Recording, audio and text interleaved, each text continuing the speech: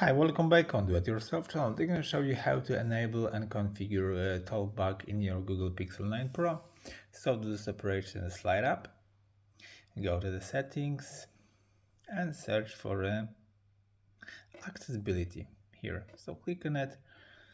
In the upper here you have a TalkBack, it's off. Click on it. You can enable TalkBack right here by clicking on this bar. Welcome to TalkBack. Nice. And this voice is very silly because I already changed the voice speed into my phone. Anyway, this is the way to enable TalkBack. In your phone, of course, you have seen here a few options to do by settings and TalkBack shortcuts on your screen if you wish. You can disable the TalkBack by clicking here in 2 times. Double tap. Turn off. Double tap.